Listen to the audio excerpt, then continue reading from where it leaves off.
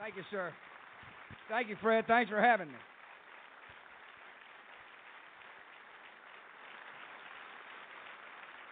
Thank you, Fred. Thanks for coming. Thanks for having me. That's a smart marketing tool. You know, all the cameras. I thought for sure the largest chamber of commerce was in Texas, but I guess not. I'm thrilled to be back in Cleveland. I've had a fascinating day. I went to a small business that is on the cutting edge of changing the way we're going to consume energy. I just came from Cleveland Clinic, which is one of the most fabulous hospitals in America. I do want to spend a little time talking about our economy, talking about health care and energy policy. That'll be an integral part of making sure the economy continues to grow. I'd like to spend a little time talking about the war against extremists and radicals, and I'd like to answer some of your questions if you have any. Before I do, I want to tell you Laura sends her best. She's arguably the most patient woman in America. She's a fabulous First Lady and a great mom. I love her dearly, and she told me to say hi to you all, so hi.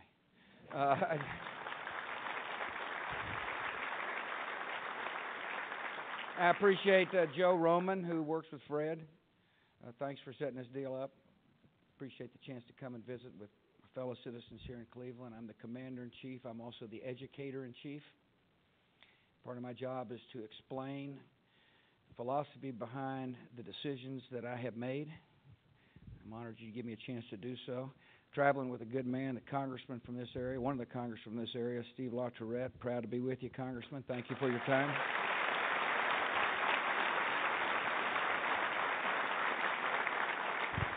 State Auditor Mary Taylor's here. Thanks for being here, Mary.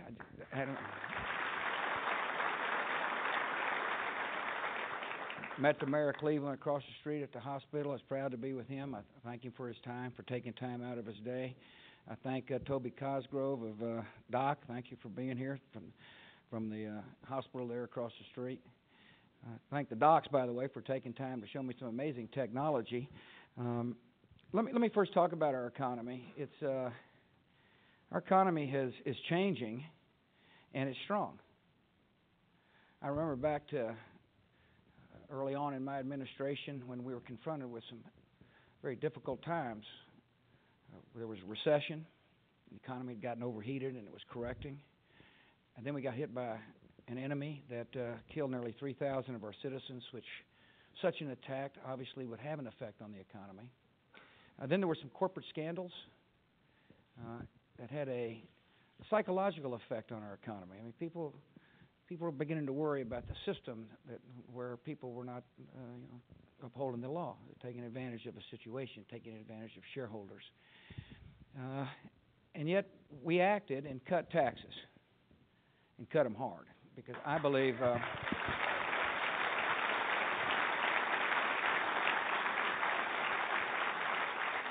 because one of the philosophical drivers of this administration is that if you have more money in your pocket to spend, save, or invest, the economy is more likely to grow. In other words, there's always a conflict in Washington about what's the proper amount of money in Washington and what is the proper amount of money in your pocket. I'm one of these fellows that err on the side of trusting people to spend their money more than trusting government. And therefore we cut... I'm not trying to elicit applause, thank you, but and our plan has worked. I don't know if you noticed last month that we added another 132,000 new jobs. We've added over 8 million new jobs since August of 2003. Entrepreneurship flourishes when people have got more capital in their pocket. One of the interesting things about the tax cuts that we proposed is that a lot of the tax cuts were aimed at small businesses. One of the statistics that makes our economy interesting and I believe robust is that 70% of new jobs are created by small business owners. And that's an important thing for our fellow citizens to remember, particularly those in Congress who are thinking about something to do with the tax code. Most small businesses are subchapter S corporations or limited partnerships. In other words, they pay tax at the individual income tax rate. So therefore, when you cut income taxes on everybody who pays taxes, in other words, when you lower the rates, it affects the ability of small businesses to keep capital. In other words, keep more of what they earn. And when a small business keeps more of what they earn, it is more likely that business will expand. And therefore, when you hear me say that 8 million new jobs have been created since August of 2003, I might as well have said as well, the small business sector of America is strong, and the best way to keep it that way is to keep taxes low. And now we're going to have a debate on that in Washington. And that's going to be the interesting philosophical argument. You'll hear people say in Washington, well, we need to raise taxes in order to either pay for new programs or balance the budget. I happen to believe we can balance the budget without raising taxes if we're wise about how we spend your money, and we're proving it possible. Tomorrow I'm going to talk about the size of the deficit. I'm not going to guess what that'll be, but I can predict it's going to be substantially lower than it was 3 years ago. And we didn't raise your taxes. We kept your taxes low, which caused the economy to grow, which yielded more tax revenues. And because we set priorities, the deficit is shrinking. And the big fight in Washington is going to be whether or not the budgets that these Congress is trying to now pass is going to go through. It's not. I'll veto them if they're excessive in spending. I'm not going to let them raise your taxes. I think it'd be bad for the economy. I think it'd be bad for entrepreneurship.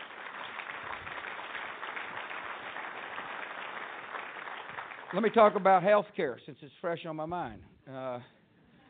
The objective has got to be to make sure America is the best place in the world to get health care, that we're the most innovative country, that we encourage doctors to stay in practice, that we are robust in the funding of research, and that patients get good quality care at a reasonable cost. The immediate goal is to make sure there are more people on private insurance plans. I mean, people have access to health care in America. After all, just go to an emergency room. The question is, will we be wise about how we pay for health care? And I believe the best way to do so is to enable more people to have private insurance. And the reason I emphasize private insurance, the best health care plans, best health care policy is one that emphasizes private health. In other words, the opposite of that would be government control of health care.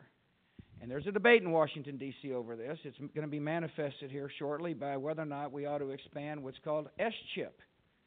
S-CHIP was a program designed to help poor children get insurance. I'm for it. It came in when I was the governor of Texas. I supported that. But now there are plans to expand S-CHIP to include families. Some proposals are families making up to $80,000 a year. In other words, the program is going beyond the initial intent of helping poor children. It's now aiming at encouraging more people to get on government health care. That's what that is. It's a way to encourage people to transfer from the private sector to government health care plans. My position is we ought to help the poor, and we do through Medicaid. My position is we ought to have a modern medical system for the seniors, and we do through Medicare. But I strongly object to the government providing incentives for people to leave private medicine, private health care, to the public sector. And I think it's wrong, and I think it's a mistake. And therefore, I will resist Congress's attempt. I'll resist Congress's attempt to federalize medicine. I mean, think of it this way. They're going to increase the number of folks eligible through S-CHIP. Some want to lower the age for Medicare. And then all of a sudden you begin to see I wouldn't call it a plot, just a strategy to get more people to be a part of a federalization of health care. In my judgment, that would lead to not better medicine, but worse medicine. It would lead to not more innovation, but less innovation. And so, but you got to be for something in Washington. You can't be against the federalization. You got to be for a plan that enhances the relationship between doctor and patient, and that's what I'm for. Here's what I believe in. One, I believe in health savings accounts as an alternative to the federalization of medicine. It gives people the opportunity to save tax-free for routine medical costs, and at the same time have a catastrophic health care plan to back them up. I like the idea of people making decisions that will One, enhance their health, and two, save money. The doc told me that we're looking at one of the brilliant heart guys working for him. You're not going to believe the technology in this hospital, by the way. If you're a Cleveland resident, you ought to be proud of this hospital. It's unbelievable.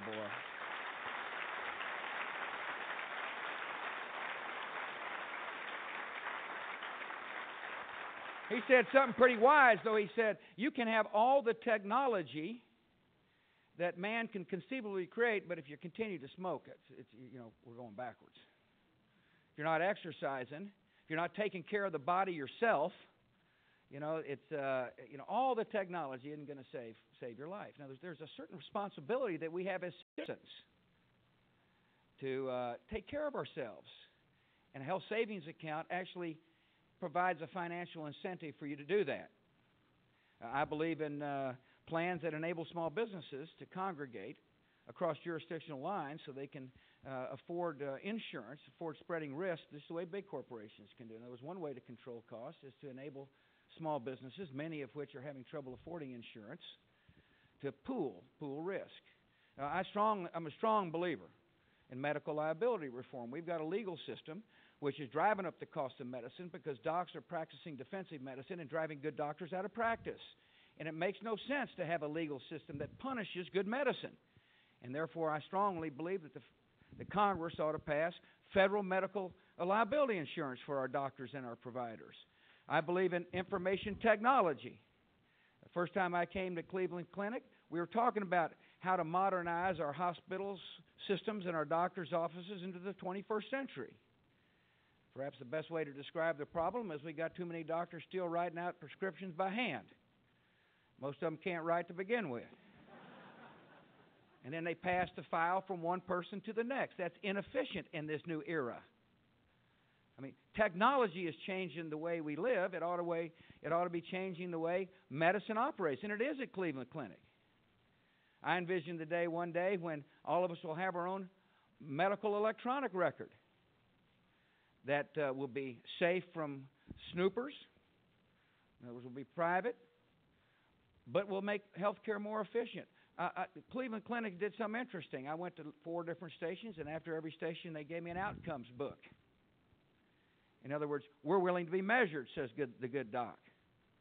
There ought to be transparency in medicine. How many of you have ever actually tried to price a medical service? Probably not many. How many of you ever said, gosh, I wonder whether this health care quality is better than the neighbor's? I doubt many of you have done that. Why? Because the system is not geared toward that. Somebody else pays your bills. If you really think about it, and you're working, say, for a company in America, and they provide a health care plan for you, there's a third-party payer.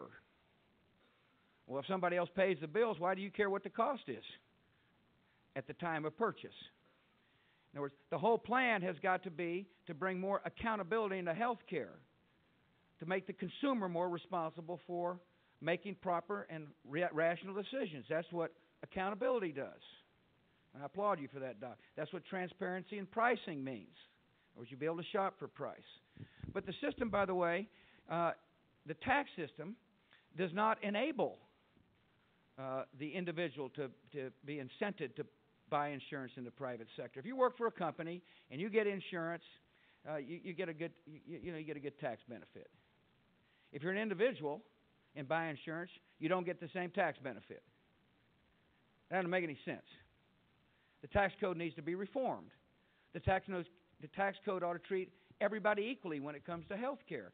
And therefore, one proposal, one way to deal with that is something I talked to the Congress about and said if you're a married person and you're working, you ought to get a $15,000 deduction, just like a mortgage deduction, from your income, whether you're working for corporate America or you're working on your own, whether you're working for a small business owner or you're looking for a job.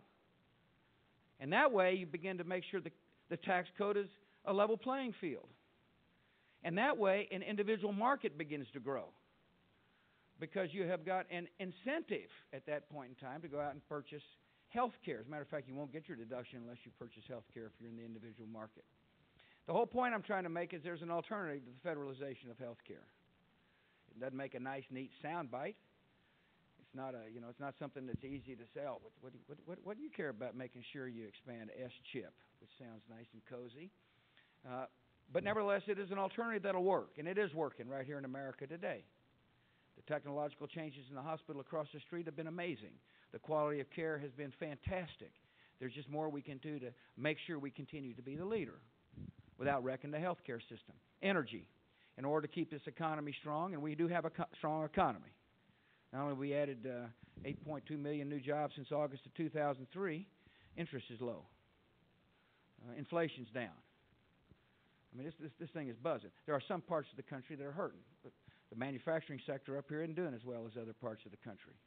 However, I would remind you that unemployment rate in Ohio is 5.8%. Is that perfect? No. Is it better than it has been? You bet it is. And but one of the issues to make sure that we continue to grow strong in the years to come is energy. We're just too dependent on oil. Now, I know that sounds hard for a Texas guy to say. You're probably wondering whether I mean it. I do. It's a national security issue to be dependent on oil from parts of the world where some of the folks don't like us. It's an issue that's got to be dealt with now. There's an economic security issue when it comes to being dependent on oil. When the demand for crude oil goes up in a place like China because of economic growth, it causes the international price of oil to go up, which affects the gasoline price here in Cleveland, Ohio. That's the way it works. High crude oil prices yield to higher gasoline prices. And therefore, there's an economic issue for being dependent on oil. And there's an environmental cost for being dependent on oil. When we're burning carbon, it creates greenhouse gases, which is an issue that we need to deal with. So we have a fantastic opportunity to do something different for the sake of our economy, for the sake of our national security, and for the sake of the environment. Today I went to a fascinating little company here that is building hydrogen fuel cells. Hydrogen is the input, water is the output, and in the meantime your car is going. Hydrogen fuel cells are coming. And there's a role for the federal government to spending your money to promote new technologies to enable us to become less dependent on oil and better stewards of the environment. Imagine one day being able to drive your car with hydrogen as its power source and water driblets as the output of your engine. And that day's coming. Now, it's down the road a little bit, but nevertheless, it is a part of a comprehensive plan to make sure we become less dependent on oil. In the meantime, when it comes to powering your cars, I want to tell you I'm a big believer in having our farmers grow a product that will enable us to drive our cars. I think it makes sense to spend your money to invest in new technologies or to research new technologies so that when a fellow grows switchgrass, for example, that grass can be processed into ethanol, which can power your automobile. Now, I don't know if you know this or not, we're up to about 7 billion gallons of ethanol being produced and used in America. That's up from 2 billion three or 4 years ago. That's a good deal if you're interested about energy independence, because that energy is coming from corn growers here in America. The problem is we're growing a lot of corn for ethanol, which means the price of corn is going up for the pig farmer. So we got to relieve the pressure on the pig farmer by well, not everybody, but pig farmers use a lot of corn. And therefore, we're spending money on technologies. And I believe more and more people are going to be using ethanol to power their automobiles. It's happening in the Midwest a lot now. Cellulosic ethanol breakthroughs will mean that we're going to be having ethanol produced from wood chips or switchgrasses, which means the market will spread across the United States, which will make us less dependent on oil. And, by the way, the exhausts from ethanol are a lot cleaner than the exhaust from hydrocarbon-based fuels. We need to be promoting nuclear power. If you're really interested in the environment, like a lot of people are, then we ought to be promoting a renewable source of energy that emits no greenhouse gases. And one of the places where your government's spending money, and as part of this comprehensive plan to change our energy mix, is to figure out a better way to deal with the waste, nuclear waste. And I'm a big believer in reprocessing and fast burner reactors, which is fancy words for we can burn down the fuel, reuse it, burn it down to less volume and less toxicity. We got 250 years of coal, at least in America. If we're interested in becoming less dependent on foreign sources of energy, we ought to be using energy here at home in a wise way. Coal can be dirty, and therefore we're spending a lot of your money on developing clean coal technologies. And my only point to you is that one of the reasons I've come to Cleveland is to herald some of the new technologies. As a matter of fact, a fellow came up to me at this place, and he said, now, you're a wind person. I said, well, a lot of hot air here. And he said, we got new industry evolving here, windmills. That's fine. I support that. I think it makes a lot of sense. It makes us less dependent on foreign sources of oil, and that's important for making sure this economy continues to grow. So my stop here has been really aimed at heralding technology. You got to be optimistic about America's future because of some of the great technologies that are taking place, and two of the areas where technologies are really going to change America for a long time coming is in the energy field and in the medical field. I want to talk about this war we're in. First of all, I regret I had to tell you we're in war. I never wanted to be a war president. Now that I am one, I'm gonna do the best I can to protect America. My mind changed on September the 11th, 2001. It changed because I realized the biggest responsibility government has is to protect the American people from further attack, and that we must confront dangers before they come to hurt us again. It's one of the really valuable lessons of September the 11th, is to recognize that oceans can't protect us from an enemy that is ideologically driven and who will use murder as a tool to achieve their political objectives. Some in America don't believe we're at war, and that's their right. I know we are, and therefore will spend my time as the president doing the best I can to educate people about the perils of the world in which we live, and that we have an active strategy in dealing with it. First, the enemy. These folks aren't isolated folks, that just kind of randomly show up. They have an objective.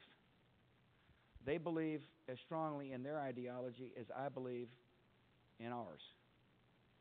They believe that they have an obligation to spread a point of view that says, for example, if you don't worship the way we tell you to worship, there will be a consequence. Just like I believe we have an obligation to defend a point of view that says what matters is the right for you to choose your religion, and you're free to do so in the United States of America. They believe that they can use, they have no value for human life. See, that's what distinguishes them from us in another way. They will kill a Muslim, a child, or a woman in a moment's notice to achieve a political objective. They are dangerous people that need to be confronted. And that's why since September the 11th, our policy has been to find them and defeat them overseas so we don't have to face them here at home again. Now, that is a strong, short-term strategy, because the long-term strategy has got to be one that marginalizes these extremists and radicals by promoting an alternative ideology. I like to say an ideology based on light, an ideology that promotes hope, an ideology, when given a chance, has worked every time to lift people's spirits. And that's the ideology based upon liberty, the chance for people to live in a free and open society. And it's hard work, and this war is on a multiple of fronts. One front is Afghanistan, and the front that is consuming the American people right now is Iraq. And I fully understand how tough it is on our psyche. I fully understand that when you watch the violence on TV every night, people are saying, is it worth it? Can we accomplish an objective? Well, first I want to tell you, yes, we can accomplish and win this fight in Iraq. And secondly, I want to tell you, we must, for the sake of our children and our grandchildren. I was very optimistic at the end of 2005 when 12 million Iraqis went to the polls. I know it seems like a decade ago. It wasn't all that long ago that when given a chance, 12 million people voted. I wasn't surprised, but I was pleased. Let me put it to you that way. I wasn't surprised because one of the principles on which I make decisions is that I believe in the universality of freedom. I believe that freedom belongs to every man, woman, and child on the face of the earth. As a matter of fact, to take it a step further, I believe it is a gift from an Almighty to every man, woman, and child on the face of the earth. And therefore, I wasn't surprised when people, when given the chance, said, I want to be free. I was pleased that 12 million defied the car bombers and killers to vote. Our policy at that point in time was to get our force posture in such a position is that we would train the Iraqis so they would take the fight to those who would stop the advance of democracy, and that we'd be in a position to keep the territorial integrity in place and chase down the extremists. That was our policy. We didn't get there in 2006 because a thinking enemy, in this case we believe Al-Qaeda, the same people that attacked us in America, incited serious sectarian violence by blowing up a holy religious site of the Shia. And then there was this wave of reprisal. And I had a decision to make.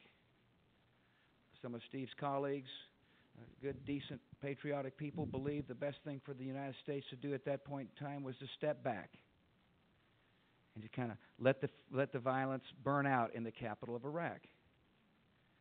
I thought long and hard about that.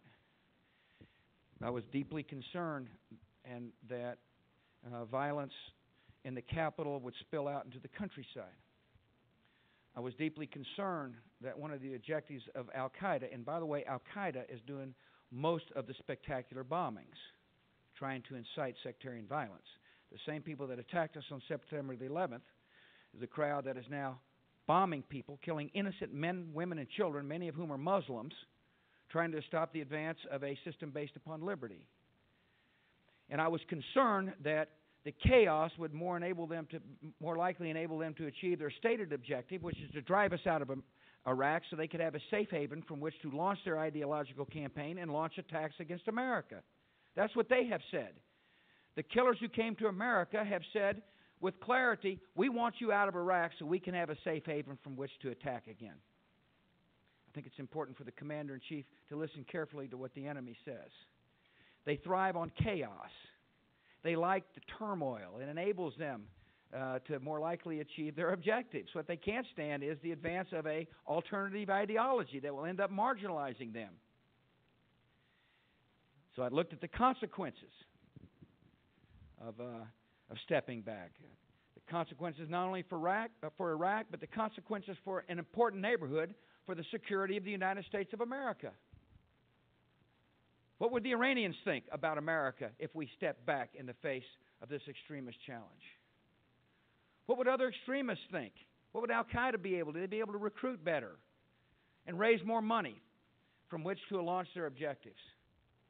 Failure in Iraq would have serious consequences for the security of your children and your grandchildren. And so I made the decision, rather than pulling out of the capital, to send more troops in the capital, all aimed at providing security so that an alternative system could grow. I listened to the commanders that would be running the operation. In this case, the main man is a man named General David Petraeus.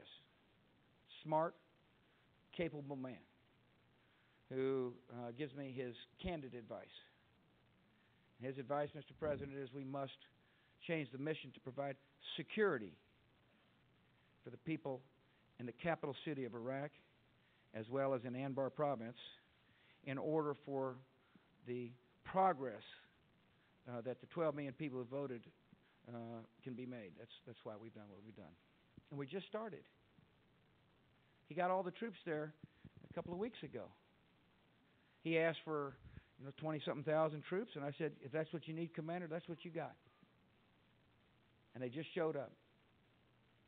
And they're now beginning operations in full. And in Washington, you got people saying, stop. And here's my attitude about this. And I understand there's a debate, and there ought to be a debate in our democracy. And I welcome it. I welcome a good, honest debate about the consequences of failure, the consequences of success in this war. But I believe that it's in this nation's interests to give the commander a chance to fully implement his operations. And I believe Congress ought to wait for General Petraeus to come back and give us assessment of the strategy that he's putting in place before they make any decisions. That's what the American people expect. They expect for military people to come back and tell us how the military operations are going. And that's the way I'm going to play it as the Commander-in-Chief. I'll be glad to discuss different options. I mean, the truth of the matter is, I felt like we could be in a different position at the end of 2005. I believe we can be in a different position in a while. And that would be to have enough troops there to guard the territorial integrity of that country, enough troops there to make sure that Al-Qaeda doesn't gain safe haven from which to be able to launch further attacks against the United States of America, enough troops to be embedded and to help train the Iraqis to do their job. But we couldn't get there without additional troops. And now I call upon the United States Congress to give General David Petraeus a chance to come back and tell us whether his strategy is working. And then we can work together on a way forward. In the meantime, the Iraqis have got to do more work. This coming week, I'll be presenting to the Congress a list of some of the accomplishments and some of the shortfalls of their political process. They've asked us to report on 18 different benchmarks. That's what the Congress said in this last supplemental spending bill. They said, come back here in mid-July and give us an interim report as to whether or not any progress is being made in Iraq, and that's what we'll be doing. So at the end of this week, you'll see a progress report on what's been happening in Iraq. And then in September, a final report on the benchmarks that I accepted and that Congress passed. And so that's the challenge facing the country. And it's a necessary, in my judgment, it's necessary work. I wouldn't ask a mother or a dad, I wouldn't put their son in harm's way if I didn't believe this was necessary for the security of the United States and peace of the world. And I strongly believe it. And I strongly believe we will prevail.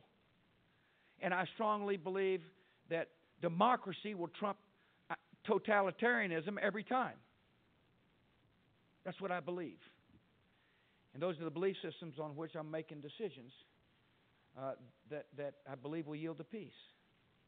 You know, it's really interesting in my position. I obviously have a unique view of things at times.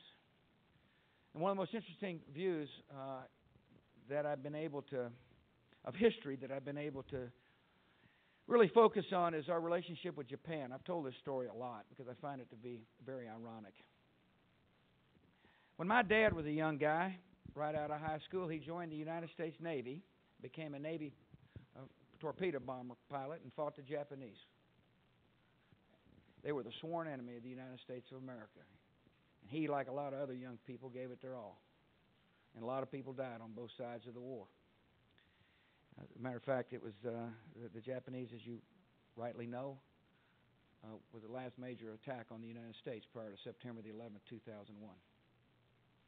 Some 60 years later, I'm at the table talking about the peace with the Japanese Prime Minister, Prime Minister Koizumi. I find that to be an inspiring story and a hopeful story. It's a story about the ability of liberty to transform enemies into allies. It's a story about the ability for those who fought to become partners in peace. Prime Minister Koizumi and now Prime Minister Abe are close friends of mine in the international arena. We talk about the spread of democracy in the troubled part of the world because we both have seen the effects of democracy in our own relationship. I've got great faith in the power of liberty to transform the world for the sake of peace. And the fundamental question facing our country is, will we keep that faith? Thanks for letting me come and visit with you, and now I'll be glad to answer some questions.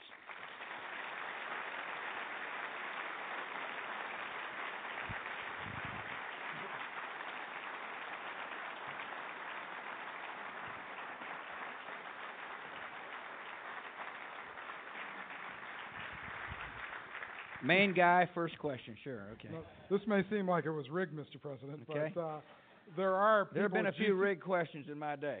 I'm not telling you which way they were rigged, though. Mr. President, like this world-class healthcare institution, NASA Glenn is one of the crown jewels, along with the talented people there, in our new economy crown. As you know, we recently won the Crew Exploration Vehicle contract. We're very happy about that. Given all the competing demands for resources in Washington, what kind of funding do you see for NASA and its mission going forward? Yeah, that's an awkward question to ask a Texan. I think that NASA needed to become relevant in order to justify the spending of your money, and therefore help change the mission from one of orbiting in a space shuttle in a space station to one of becoming a different kind of group of explorers. And therefore, we set a new mission, which is to go to the moon and set up a launching station there from which to further explore space. And the reason I did that is I do want to make sure the American people stay involved with or understand the relevance of this exploration. I support exploration, whether it be the exploration of new medicine through like NIH grants, the exploration of space through NASA. I can't give you the exact level of funding. I would argue with you that we got a lot of money in Washington. Not argue, I just tell you, we got a lot of money in Washington. And we need to make sure we set priorities with that money. One of the problems we have in Washington is that, unlike the books I saw at the hospital, of which you're on the board, that said results, we're not very good about measuring results when we spend your money. A lot of time the programs sound nice, but a lot of time the results don't match the intentions. So one of the things I've tried to do through the OMB is to be results-oriented, and when programs don't meet results, we try to eliminate them. And that's hard to do, isn't it, Stephen? Yeah. But no, I believe in exploration, space exploration, and we've changed the mission to make it relevant. Thanks. Yes, sir. Mr. President, originally from Pakistan. Pakistan, good. When I travel there, my friends over here say I'm crazy to go back. Yeah. And when I'm there, the people over there say I'm crazy to go back. So you're like between a rock and a hard place, brother. Right, I mean, that's right. My question for you is, what are we doing with public diplomacy to change the minds and the hearts of 1.5 billion Muslims around the world? Yeah, I appreciate that. Great question. First, let me say that I'm confident your answer is, I love living in America, the land of the free and the home of the brave, a country where you can come and ask the president a question, and a country where, are you Muslim? Yes. Where you can worship your religion freely. It's a great country where you're able to do that.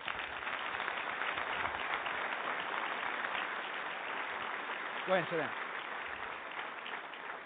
Have you made a living? Yes, I do. Country where you can come and make a living regardless of your background.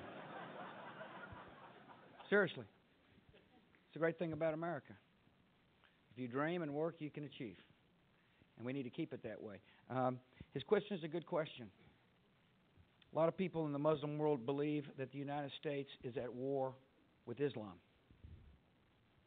that the response to the attack on our country was one where we attacked somebody based upon their religion. And I, for one, obviously need to battle that image, because we're not facing religious people. We're facing people whose hearts are filled with hate, who have subverted a great religion. Most Muslims reject the kind of violence perpetuated on innocent people by Al-Qaeda. I happen to believe, I just don't believe they're religious people who murder the innocent to achieve political objectives. And so step one is to make it clear that we reject radical and extremism and murderers, not reject a great religion. Step two is to encourage people like you to go to Pakistan. You're more credible than I am amongst your pals there. You can say, you're not going to believe America. You're not going to believe the country where people from all different backgrounds, all walks of life, can live in freedom. And I don't exaggerate to you, because the best diplomacy we have is when citizens travel overseas and or people come here to America. One of the problems we faced when it came to diplomacy, public diplomacy, right after 9/11 is we shut her down. You couldn't get in this country, particularly perhaps if you were from Pakistan. I mean, this country said, whoa, we got a new world, and therefore it was stop a lot of student visas. You might remember some of the kids that flew those airplanes were here as students. And we did what most Americans expected us to do. Make sure we inventoried where we were so we could best protect the American people. And we've learned a lot since then. So I'm pleased to report to you that working with Condi, and her main responsibility is that we've got now more students coming to America from other countries, but through a much better screening process. I can't think of a better way to help change people's attitudes about America than have them come here and see for themselves. One of the big issues we have, of course, is the public airways. There's a lot of television stations in the Middle East who spread some of this propaganda. It's easy to kick America around. And Karen Hughes is now the head of public diplomacy in the State Department, and we spend a lot of time trying to figure out how to counter the false and negative message about America with the true story of our country. And so we're on a multiple of fronts: visits, exchanges, better messaging. We got to be careful about our language here. I am. As a matter of fact, interestingly enough, right after September 11th, one of the first places I went was to a mosque, or actually an Islamic center there in Washington, D.C. I went back to the same center 50 years later, 50 years after Ike, dedicated it to send a message about America. But we got a lot of work to do on that front. It's a great question. Pakistan, by the way, Musharraf is a strong ally in the war against these extremists. I like him and I appreciate him. I'm, of course, constantly working with him to make sure that democracy continues to advance in Pakistan. But he's been a valuable ally in rejecting extremists, and that's important to cultivate those allies. See, again, I repeat to you, and this is hard for some Americans to understand. We are at the beginning stages of a major ideological struggle that will affect the security of the United States. And it's a struggle between moderation and extremists.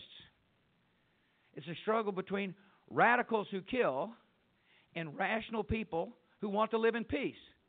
Most Muslim mothers want their children to grow up in peace. They're just like mothers in the United States. There's some universal characteristics of people. And the fundamental question facing us as a country is, will we have wise policies that confront these extremists? And the first step toward wise policy is recognizing they exist and we're at war with them. And look, I spend a lot of time thinking about this issue. That's what you pay me to do. And I'm briefed every day about threats on the homeland. And you should be grateful to the fact that there are a lot of good, honorable people, either at home or overseas, doing everything in their power to protect you. I wish I could report that this thing, this threat, this struggle is going to end shortly. It's not. That doesn't mean we have to have kinetic action all the time, but it does mean America must not lose faith in our values and lose sight of our purpose. And that's going to be the challenge facing this country. I'm worried about isolationism. I'm worried about people saying, it's not worth it anymore. It's too hard. You let it happen over there. It's not going to affect us. It will affect us. And frankly, I'm worried about protectionism, where people say it's too hard to trade. Let's just wall ourselves off from the rest of the world. Anyway, it's a long answer to a good question. Yes, ma'am.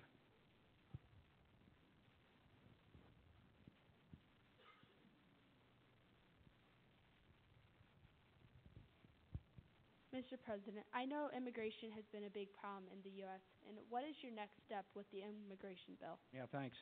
I view it as... No, it's a great question. No, I appreciate that. Actually, I view it as a great opportunity. And thank you very much for that question. As you know, I've had a difference of opinion with people in both political parties on this issue. I felt like now is the time to address the immigration issue and not just pass it on and hope it gets better. I believe in rule of law, and therefore I know that the federal government needs to enforce law. One of the part of the law is don't sneak into our country. And therefore we have been aggressive at border security, which is making sure we modernize our border. Right? You've probably never been down there. I grew up down there. It's a big border. It's really long, and in parts of it, between Arizona and Mexico, you don't know where the border is. Surprised. That a whole industry has sprung up where people get stuck in the back of an 18-wheeler and come to work. That troubles a lot of Americans, I understand. What I'm telling you is it's hard to enforce this border, but we're doing a better job of doing it. I happen to believe the best way to really enforce the border, however, is to recognize that people are coming to do work Americans aren't doing. And therefore, there ought to be a way for people to do so in a rational way. That's why I supported what's called a temporary worker plan. It said you can come and do a job America's not doing on a temporary basis. So you don't have to sneak across the border. In other words, one way to take pressure off the border is to have a way for people to come here on a temporary basis legally. Now, Steve was telling me, I was telling Steve, we're doing a good job, by the way. If you notice in the papers today, the arrests are down. In other words, fewer people are coming. Last year, by the way, we arrested and sent back across over 1 million people. In other words, there's a lot of action down there. It may not look like it or sound like it on your radios or TVs, but there's a lot of work going on. There's a lot of nursery people up here in this part of the world, I understand. But one of these days, these nursery people can say, we can't continue to grow our business till we can't find the workers.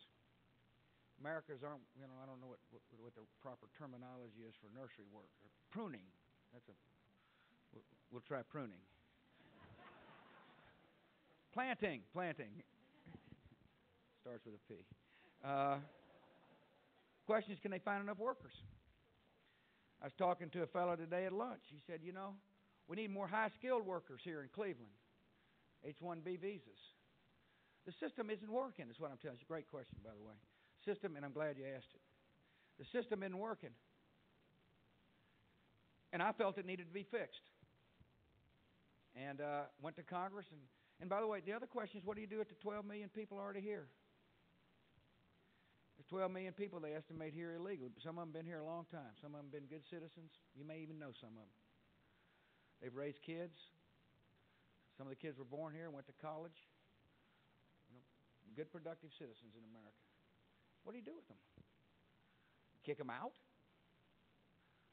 I mean, I didn't think that was practical. As a matter of fact, I know it's not practical. Or you make them a citizen off the bat? No, you don't do that. That's called amnesty. That says, okay, fine, you broke the law, you get rewarded. You can't have that kind of system. And so I supported a system that said you pay a fine if you've been here that long. You show you're not a criminal. You show you paid your taxes.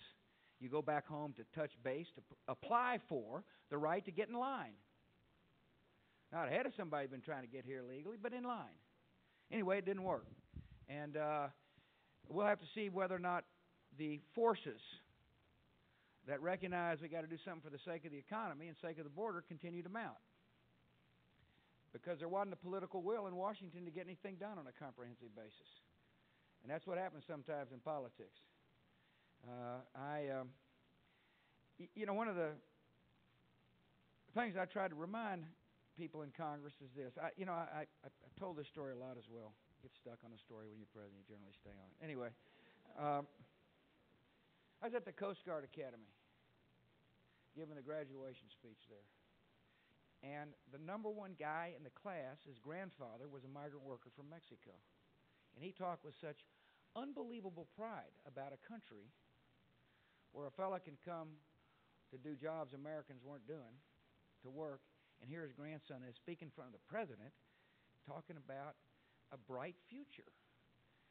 We should never lose confidence in the ability for this great country to assimilate people into our culture.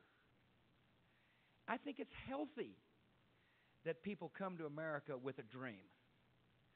I think it's healthy that people say, just give me a chance, and I'll work my heart out so a next generation can succeed. And so, in my line of work, ma'am, you just lay out what you think is right. I'm not the kind of fella to tell you, I don't run focus groups and polls to tell me what I think is right. I try to lead.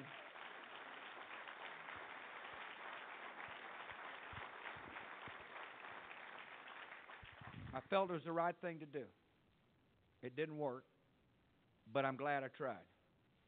Because when it's all said and done, I'll be able to look in the mirror and say you came and you did what you thought was the right thing for the country. Yeah.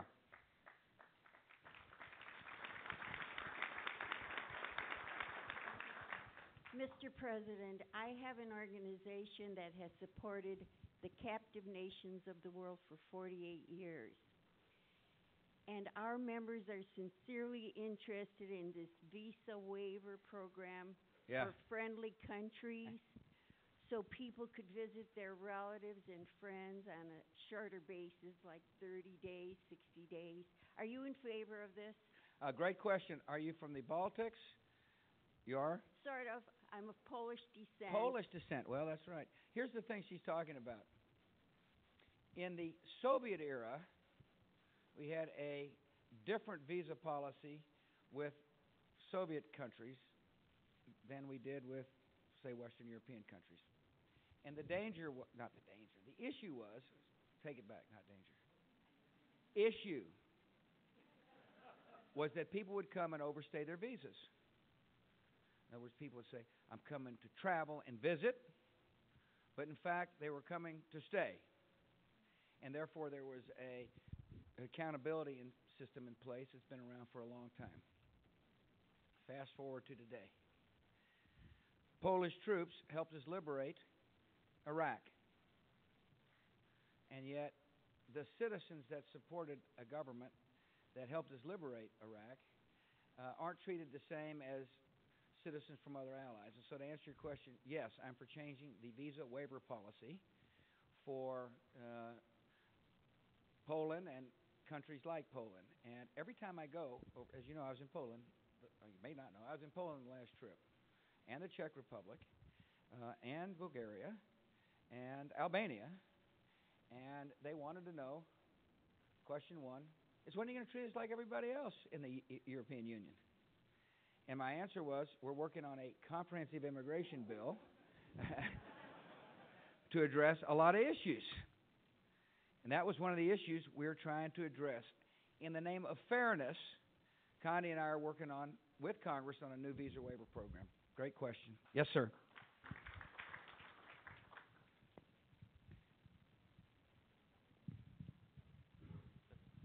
As far as it goes, pardon me.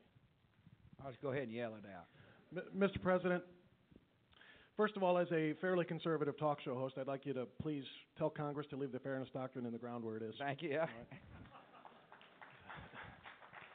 Second of all, going back to Iraq, sir, you mentioned Muslim mothers want their children to grow up in peace. Right.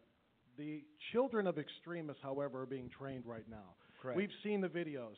We have seen the indoctrination. School children being indoctrinated to hate Americans and to hate Jews. Correct.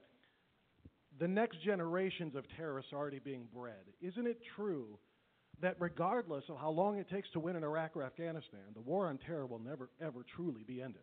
I think the strategy, first of all, I've read a lot of history, and I'm certainly no history expert, but I wonder what the rhetoric would have been like, at the beginning of the Cold War. Is it possible people might have speculated, and again, I can't tell you this is absolute, I'm just kind of speculating now. Is it possible people would have speculated that after the indoctrination of so many children about the wisdom of Marx that this Cold War would ever end? After Korea, I suspect no one would have predicted what I'm going to tell you now, that after years and years of bloodshed in the Far East, our relations in the Far East are strong, not only with Japan, the former enemy, South Korea, ally, but an ally, by the way, that went through a troublesome march to democracy. They're now a democracy, but you might remember that during the period of that change, they went through a pretty strong-handed military government. We got good relations with China.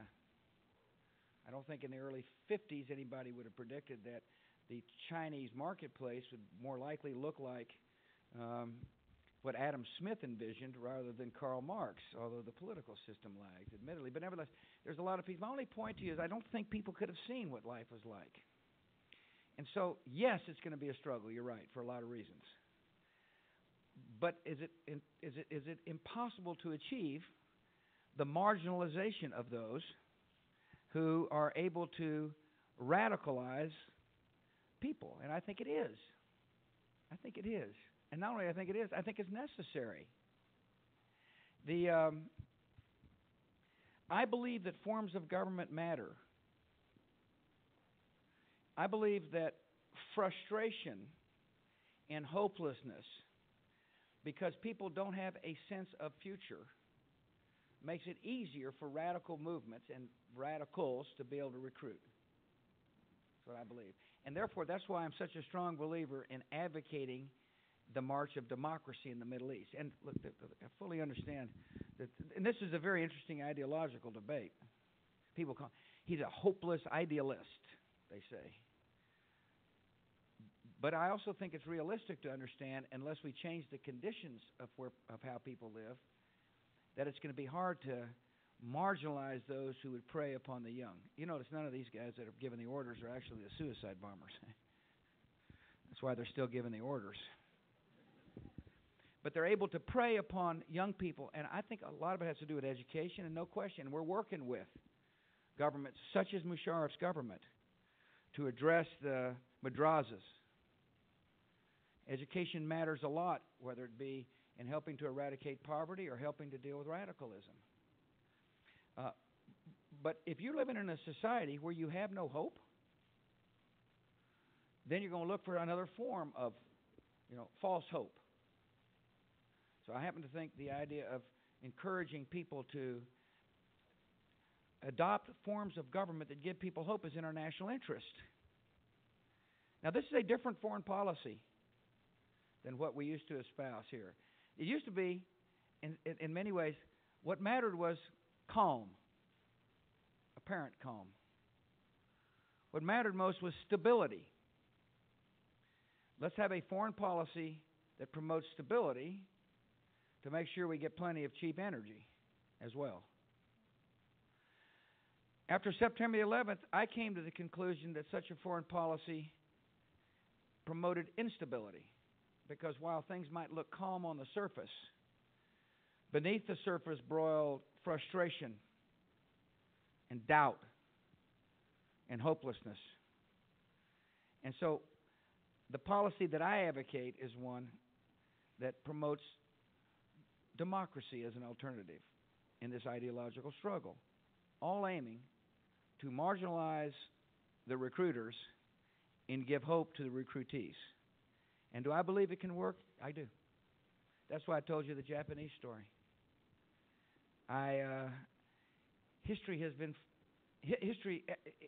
Liberty prevails every time if we stay with it, if you think about history. Think about Europe. There are two major wars on the continent of Europe, and today Europe is whole, free, and at peace. Why? Because forms of government matter. And it's in our interest, and I've said this once, I'll say it again, it's in our interest not to lose faith in certain fundamental values. And it's hard work. Particularly hard work, given the fact that we live in this world in which news and imagery travels instantly. The enemy knows that. The interesting thing, they know a lot about us in America. They know we're kind-hearted, decent people who value human life. And they understand that Americans will recoil from the violence on our TV screens. That's what they know. And I know, or I strongly believe, that if we recoil and leave the region, with precipitous withdrawals or withdrawals not based upon conditions on the ground, it's going to get worse, not better. And my attitude is, now's the time to do the hard work so your children can more likely grow up in peace. That's what I believe, sir. And that's why I'm making my decisions. Yeah. A couple of more, then you're paying me a lot of money and I got to go back to work. Mr. President, Yes, sir. Republican presidents going back to the Nixon administration have strongly favored Indian self-determination, India? American Indian self-determination, Yeah. First Nations communities. And it seems like the conservative court, however, has been consistently eroding that self-determination. What has your administration, or what position does your administration take with respect to sovereignty and Very Native interesting American question. I believe in the sovereignty of the Indian nations. And far be it from me to second-guess court decisions. On the other hand, I will continue to put judges who strictly interpret the Constitution and not legislate from the bench. But I do support the notion of sovereignty. Really interesting. Yes, sir. Up, you're next after him. Oh, sorry about that. Mr. President, Doc. I'm a pediatrician at Rainbow Babies and Children's Hospital Thank you, across sir. the street. Walker Street, Nutritionist? Cleveland. Pediatrician, yes, sir. Pediatrician. Yes, sir. Returning to a domestic item very Must quickly. feel good to be a healer. It is, sir. Thank you. Good to serve. One of the things that we're passionate about in pediatrics now, both at Rainbow and across the nation, is disaster preparedness and disaster response, specifically the needs of children. Could you comment, Mr. President, on how well prepared we are as a nation for, God forbid, the next Katrina or pandemic flu or some such calamity?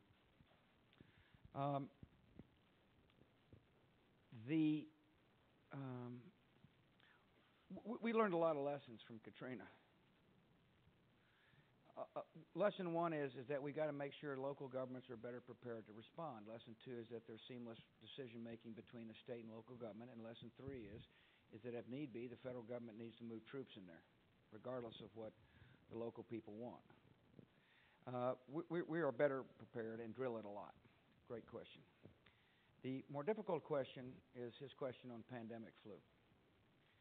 I asked Mike Levitt, who's the head of HHS, and Chertoff, he's the Homeland guy, to chair a Department of Homeland Security. Secretary of Homeland Security. Crawford, we kind of shortcut it. Anyway, look, nobody's accused me of being Shakespeare, you know. Anyway, I just hope you can figure out what I'm saying. Is we spend a lot of time on pandemic flu. One way you anticipate a crisis, you kind of war game it.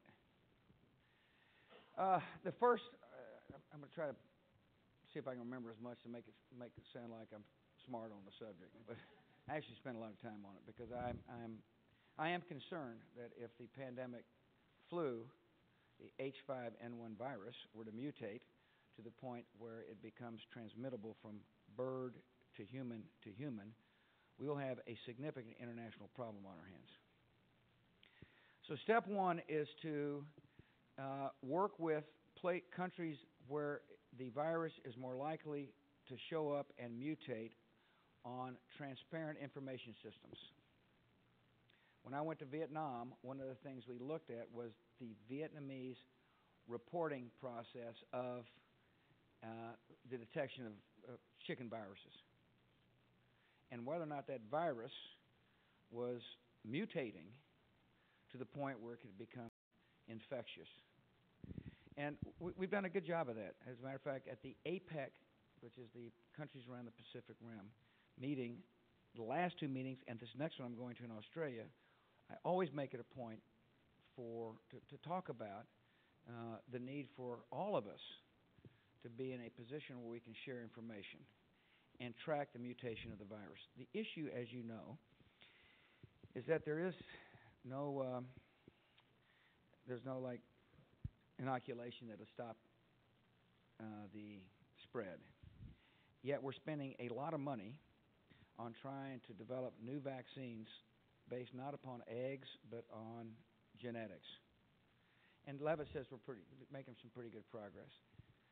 Thirdly, just in case it were to hit here in the United States, we have stockpiled a lot of, the spray. What's it called? Anyway, Tamiflu.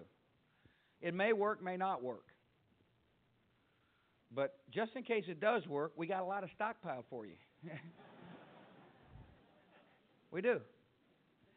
As a way to try to at least arrest somewhat the spread of the disease. But the ultimate effect, and this is what the dangerous thing about this is the ultimate public policy decisions are going to be, do we shut down America? Do you say that nobody can come in and out of your city? Or do you shut down all air travel? And so we've war-gamed a lot of options. And Mike has traveled the country, Mike Levitt, to state and local government to help them think through different procedures that would be necessary to try to halt the spread of this virus if it were to mutate. For example, how would a local community deal with schools? We happen to believe that the local response would be a better response than the federal government trying to one-size-fits-all each community's response. And that, as you know, there's different responses to different hurricanes that have hit, and some so it'll be a little uneven. And so we're trying to train as best as we can and war game it out. It's a very interesting question you got. I would give us a for recognizing that we need to think about it. And until we get this vaccine, and by the way, we do have it teed up pretty well where the vaccine makers will be willing to go full production if we can find the proper vaccine to manufacture. We're spending a lot of money on it in NIH and through NIH, and I'd give us good marks for recognizing the issue, good marks for doing something about it, and I can't tell you what marks we'll get in response because thankfully we hadn't had to respond, but we're watching carefully. Yes, sir. Good question, Mr. President. If you talk to a lot of neighborhood folks here in Cleveland, they say that there's a war on terror brewing in our neighborhoods with an increase in crime over the past few months. Yeah. What are your thoughts on how we can improve opportunity and decrease crime in urban areas to make Cleveland an international metropolis? No, thanks. Yeah, great question. First of all, crime is rising in some communities under some crime. Like I think it was 1% last year. No question that look, I'm an education guy. Let me just put it bluntly. I don't see how you can provide a hopeful future for a child if the child can't read, write, or add or subtract. That's pretty elementary, but it doesn't happen enough. And therefore, I strongly support accountability in public schools. I happen to believe that it is a huge advance in promoting opportunity. See, when I was the governor of Texas, I was appalled at the number of schools that just shuffled kids through and hoped that they learned something. And then you know what happened? We get in about the 9th or 10th grade, and lo and behold, you can't read. And oops, it's a little late. Too bad. Just go on through, you know. It's much easier, by the way, to give up on a kid early and just kind of socially promote. And so I insisted as the governor of Texas and then working with people like Steve LaTourette to change the way the federal government deals with education. Now, I believe strongly in local control of schools. Okay? I believe you ought to chart the path to excellence here. I believe that the government closest to the people governs best because you're most responsive to the needs of your particular community. That's what I believe. However, I also believe that if the federal government spends money, we have the right to ask whether or not certain objectives are being met. And so inherent in No Child Left Behind is a solid demand by results-oriented people who want to know whether or not an inner-city kid can read at grade level by the 3rd grade. I don't think that's too much to ask. To set a standard and have expectations that must be met in return for federal money. As a matter of fact, I think that is the way to make sure that, I used to call it this way, challenge the soft bigotry of low expectations. Let's just face it. Let me finish here. Let's just face it. Let's be honest about ourselves. There is a mindset at times that certain kids are too hard to educate. Maybe the mother or daddy doesn't speak English as the first language. Or inner city kids. You know, as if there's no inherent God-given talent that, if properly motivated, can enable that kid to excel. And so I strongly believe it's in the national interests to say, we expect you to read. Unless, of course, you happen to believe they can't. I'm a high expectations person. I believe if you set low expectations, you know what you're going to get? You're going to get low results. I believe every child can learn. That's what I believe. And I believe the governments ought to expect to have good results.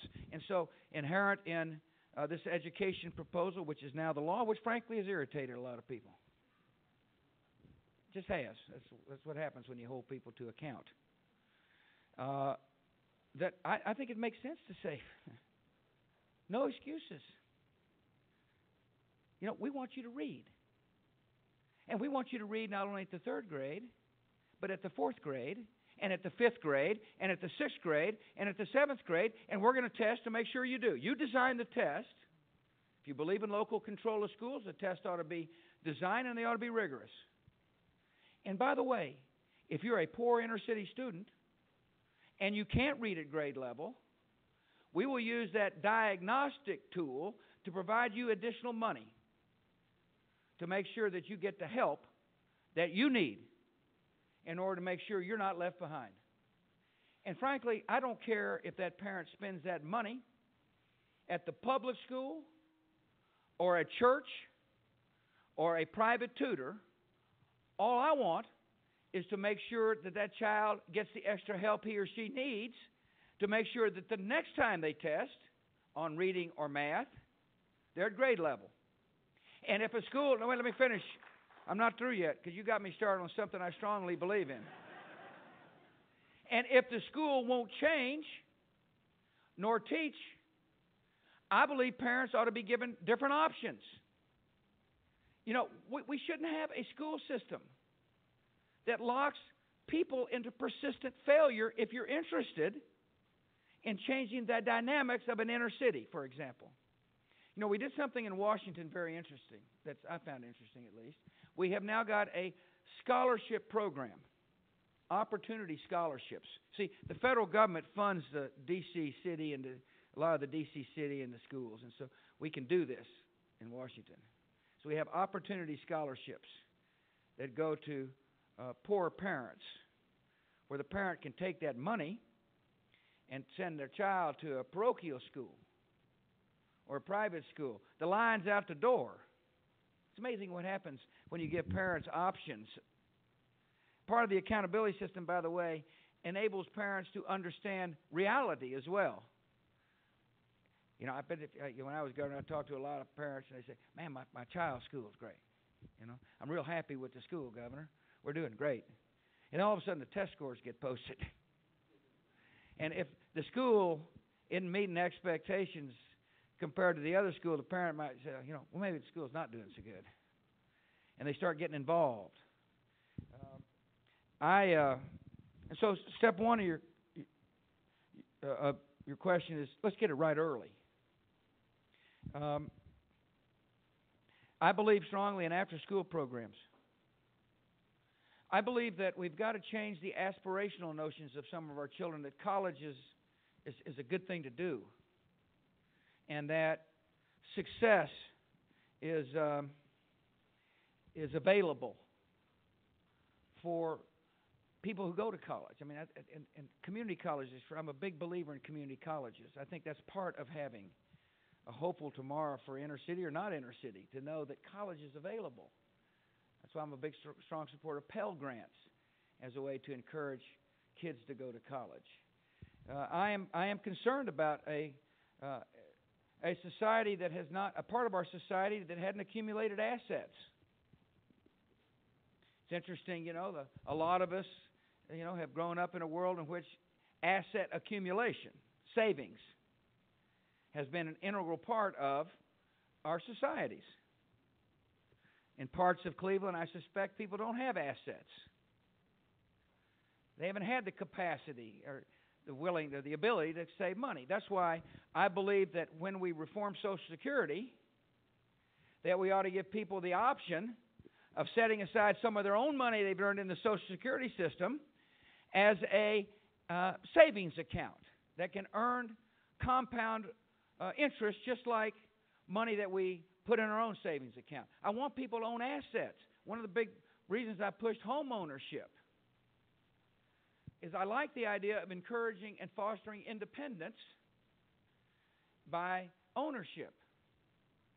And so, and finally, one way to help inner city youth, this is a subject I thought a lot about, is to encourage the involvement of faith-based and community-based programs in the compassionate delivery of love and help. And that's a different idea for a welfare system, see? I am a big believer in the ability of faith-based programs to help change people's lives. I for one, believe that a faith-based program can help people quit drinking. Me, for starters. I believe that there is nothing more powerful than a mentor putting an arm around a child who needs love and says, I love you. Many of the faith-based programs are full of people who are in the program in the first place because they believe in the universal admonition to love a neighbor like you'd like to be loved yourself. And therefore, one of the initiatives that I have put forth in Washington that is quite controversial is that we ought to open up programs, federal money, to faith-based programs, so long as, one, they don't proselytize, and two, so long as they help meet a social objective. Why shouldn't we say that we ought to be spending your taxpayers' money on programs to help inner-city kids, regardless of what the delivery system is? Why shouldn't we say faith-based programs that many times are able to go into neighborhoods that other programs aren't able to go into? Why shouldn't we empower them to help people realize in life that there may be a better path than the path one may be tempted to go down? So there's a comprehensive agenda. My dream is for all of us to feel that this promise of America belongs to them. And it's a great country, It is. It's a fabulous country. I know people are frustrated and people get concerned. But I would hope we would all keep things in perspective and realize what a fantastic nation we have. When you really compare our life here compared to the lives of others around the world, we're blessed. To that end, to whom much is given, much is required. And that's why we're in the lead when it comes to solving the pandemic of HIV/AIDS on the continent of Africa and working to end malaria. These are two achievable objectives. One is to get antiretrovirals into the hands of people who suffer. And American taxpayers have been incredibly generous. And it ought to make you feel good about a country that is willing to say, I see suffering, and I want to help. Notice, we're working on suffering at home, and we ought to work on suffering abroad as well. I'm asking Congress for $30 billion. It's double the HIV/AIDS initiative that we've got in place. But let me tell you an interesting statistic. When we first got going on the initiative in 2003, I think it was, 50,000 people were getting antiretrovirals in the countries that we were working in. Today, over 1.2 million people, lives have been saved because of the generosity of the American taxpayer. And now we're on an initiative to end malaria, or cut at least in half, in affected countries around the world. Should we be doing that as a country? The answer is absolutely we should be. And the reason why is that we're a blessed nation. And we become even doubly blessed by helping others be able to deal with disease and realize the blessings of an Almighty. That's what I believe. Listen, I got to hop. Thanks for your time. God bless.